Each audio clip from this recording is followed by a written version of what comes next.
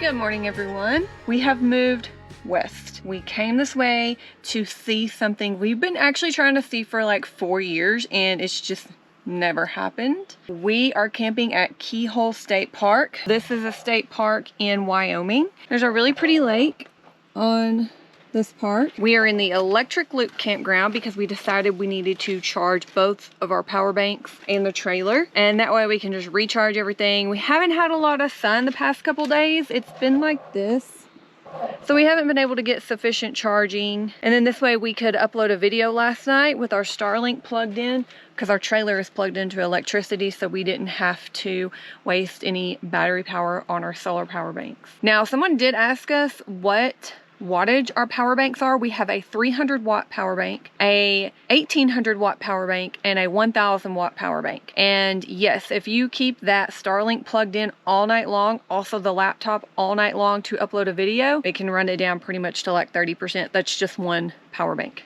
But then he has to use the other one to edit the video. So yeah, we pretty much drain our power banks now, but that's okay because we have Wi-Fi. Oh, and we have a new shirt. If nobody has, we haven't worn them yet because we just got them, but this is our new shirt. The back of it says Explore. It's a V-neck, and we got a logo on the front. It's a really pretty hunter green color with like, I like that teal accent. I like that it says Dome Life. Yeah. So I have the same shirt too. I just haven't worn it yet. I might wear it tonight. It's kind of hot here. We've gone down in elevation. We're at about what, 3,000 or? No, we're at 4,000. 4,000 feet, and it's actually pretty warm here. So I'm in a tank top today.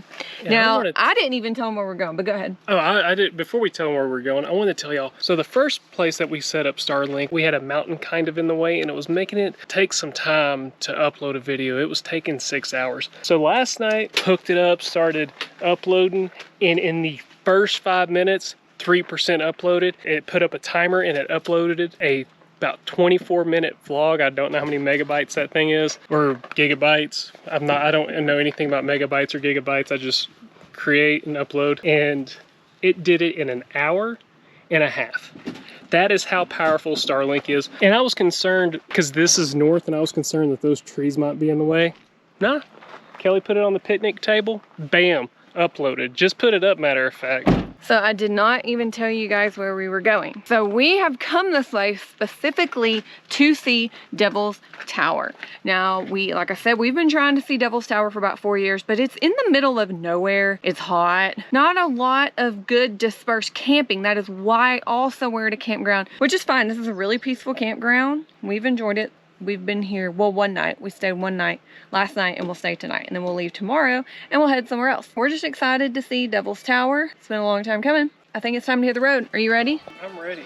All right, we're gonna lock everything up and hit the road.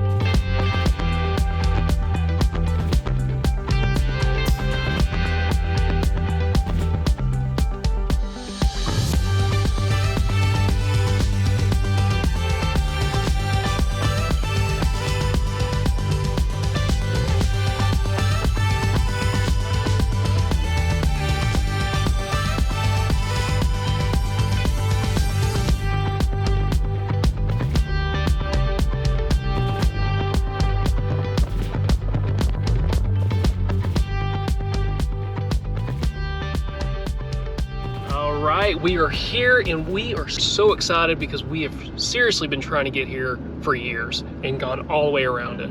And so far, it's really impressive looking. I'm kind of getting goosebumps and geeking out just a hair. Something unique about the entrance of this park, they're having people pass through the entrance now, and then you pay as you leave. So you're not paying before you enter. And your parks pass does work here. I didn't see what the fee was. I think it's $25 maybe. But if you do have an annual national park pass, you can enter for free. We might have to end up getting a new one because ours we got last August, and this is August. So we think it's expired, but we think it might not be expired. Anyways, we need another one. We use the heck out of it. There it is, behind all the trees. We've been looking forward to that for 4 years or 5 maybe. Yeah, somehow we've just kept missing it.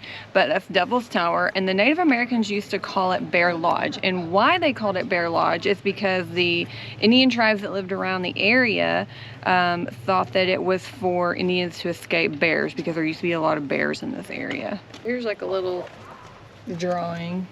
Man, it's one heck of a bear. I've never seen a bear I know, that's tail like that. It looks like a cross between like a bear and a mountain lion. So we're going to be hiking the Tower Trail, which is 1.3 miles, I believe. And it's a paved path around the Devil's Tower, so you can see every inch of it. Now, people do rock climb this tower as well. If you go in the visitor center, they have all kinds of information on that if you are interested in rock climbing. And something I find very interesting about the tower is at the very top there are prairies, like a little bit of an area that has got prairie grass and cactus growing on the top. I didn't expect that. I thought it would just been all rock. But related to the Native Americans, there are over 20 tribes that consider this monument to be sacred. I would consider it sacred too. This thing is one of the most impressive things we've seen in a while. I think what's crazy seeing it in person is that, to me, it looks like a bunch of dirt dauber nest. That's the first thing I think of. Now, how this was formed, I'm sure a lot of people don't know, because I've heard several ways of how this was formed. But this was from heated magma, and igneous intrusion is what they call it. And that's what formed the Devil's Tower. What happened is, whenever the Rockies were being formed, magma all out in this area, including the Black Hills, was starting to push up. And there was a layer of sedimentary rock, and the magma would get stuck under that, cool. It formed the Black Hills, it formed this, and then 2 or 3 mountains to the west of this called the Buttes. Little Missouri Butte. Yeah, the Little Missouri Buttes. So as it cooled, it was capped off. It didn't explode and magma didn't come out. So it took longer to cool. Started hardening like that. Then dirt eroded away because of the river over here and just slowly pulled away all the sediment, leaving the harder stone that we see today. Now, over time, with rain, ice, wind, that's why chunks of it have fallen off. And all these columns that you see, these are the longest natural rock columns in the world. It's very unique that this cooled this way. Normally, these columns, you see how it's folded down there at the bottom? Normally, that's what happens, is it folds constantly. It doesn't normally just go straight up. Oh, and there's a guy out there climbing right now. Do you see that? No way. Wow. Oh, yeah, I see it. And if you notice at the very top, there's more wear. It's because that part was exposed first before all the rest of the columns were exposed. So it actually received more wind erosion, ice erosion that Kelly was talking about before the lower part did.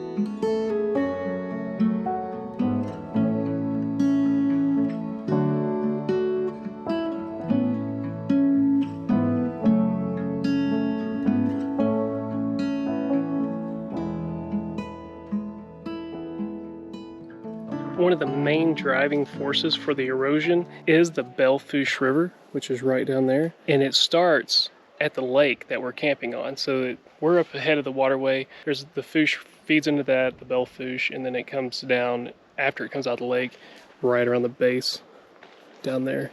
So the Belle Fourche in the spring back in the day used to cause a lot of flooding around here. So that's why they created the Keyhole Reservoir, which is where we're camping, like Cody said. Ah, maybe that's the reason for the name of Keyhole. Yeah, it was built in 1952, the reservoir. Okay. And I just have to say, we couldn't have asked for a better day to do this. Oh, no, Overcast, wind. It was hot yesterday. Hot. And this trail is actually really great for anyone's health level. In my opinion, it's very, you can see. Yeah, it's paved. And there's also, we didn't mention, but like if you watch our other vlogs in South Dakota, there's a lot of prayer flags around here as well. So this feature here, which is called the cracked window, is the largest feature, 300 feet above the rumble. But what happened is, you can see right there where all the pillars cracked and then fell. The reason that it's called the cracked window is because when the sun sets, it casts a shadow on it in the evening that looks like a cracked window. I think that'd be cool to see.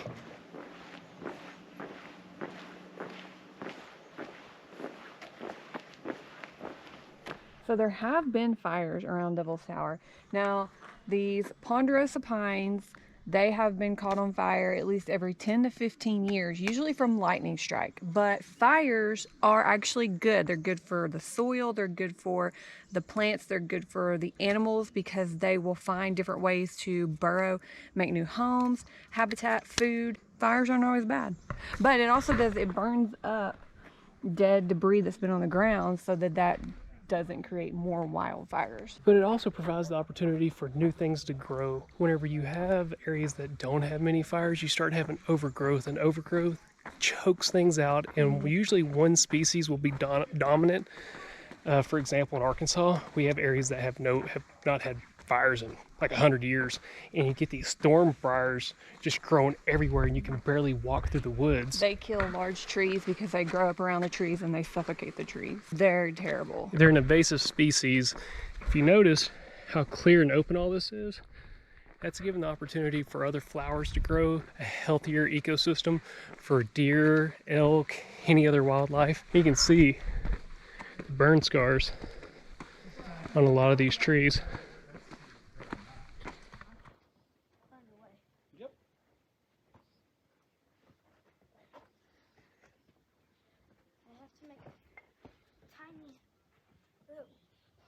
We made it to the end of the trail. It's real short. I am going to take Kelly to see something really cool. What? A prairie dog town. Oh, I was like, I'm excited to get ice cream. We passed the sign that said ice cream, and I'm like, psh. So right at the base of Devil's Tower is Prairie Dog Town. What a prairie dog town is this? Just a big old field with prairie dogs. Now, prairie dogs like to eat the grass. I don't think they eat all the way to the root, and it produces a grass that's very appetizing to bison. So bison love to hang out in Prairie Dog Town. There's one right there. Yeah. And prairie dogs, don't feed them because they will bite and they might carry the plague. I think so. Yeah, that's what it was saying. There they are. Prairie dogs. They're digging right here, right through the asphalt.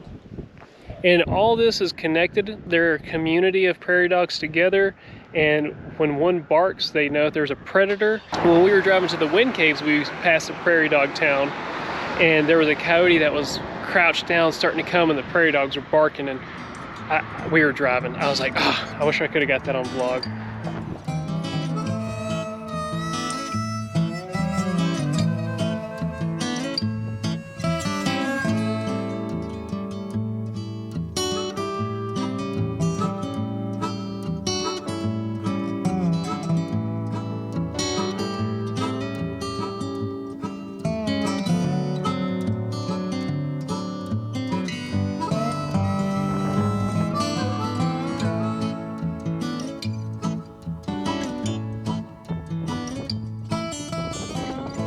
They're not gonna let you get very close. This is about as close as I can get, and this one's about to dive into his hole. I don't know if you can see him right there. But this is a little trail you can take back here, and there's another one way over there on the trail. Pretty cool. So this is a national monument, and we talked about national monuments before, that they are approved by the president, where national parks are Congress, but this is the very first national monument ever. This one? Yep, this was the very first national monument, and it was established on September 24th, 1906 by Teddy. Old Teddy. Oh, Teddy. I like me some Teddy. He's a cool cat. All right, let me get Kellie her. I get my treat. I did good today. You did so good. You get your ice cream. I get some too.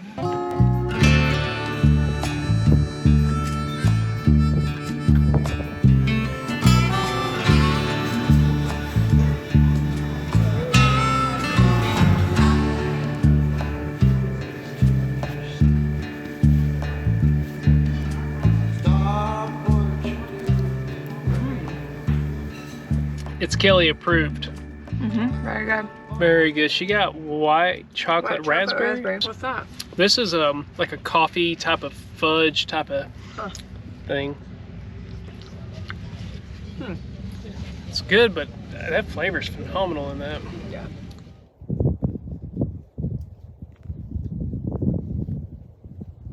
That's our new pet that you just saw. He accumulated 2 camp spots ago on our awning, and we were gonna like knock him off, and then we forgot because we got in a hurry. But he survived, and he's still there, and he's been building webs every time we open it up. Well, earlier when we got back, so we have a bit of a fly problem here as well.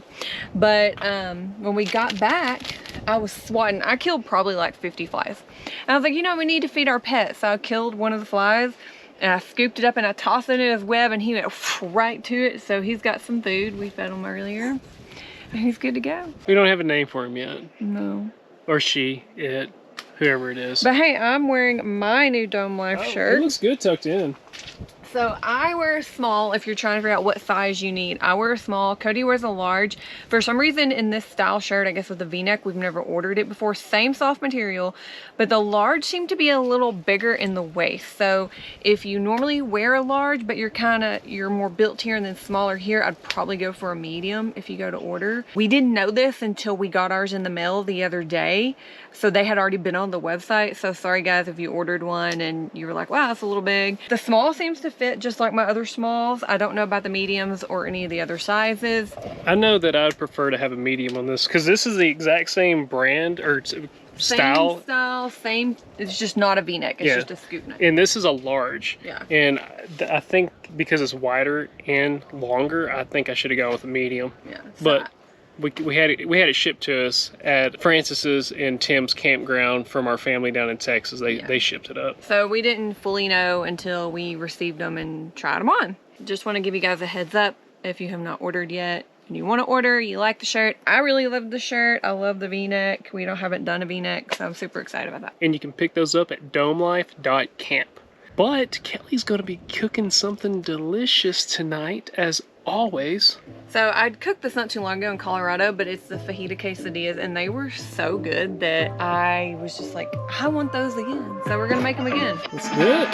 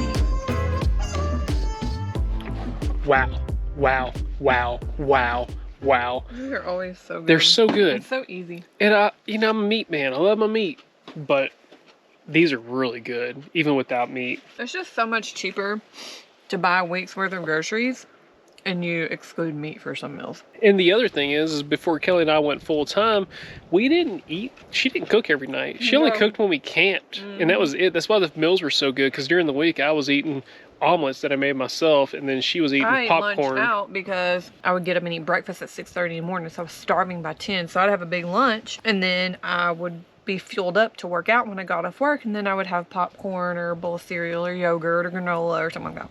Nowadays, Kelly cooks almost every night, so it does make it cheaper to make sure a few of our meals don't have meat, because we don't eat extravagant every night. Sometimes when you are watching, like last night, we didn't record, and we ate sandwiches. Turkey sandwiches. Turkey sandwiches, they were good. They were really good. And you toasted the bread. Really good. But we still have to figure out where we're going. We have no clue where we're leaving to head next. We're trying to stay out of the heat because it's been pretty hot here. Today's been really nice. Yesterday was hot. Yesterday was toasty. So we're about to call it, do some research, figure out where we're going, and we'll catch you on the other. See you in the next one.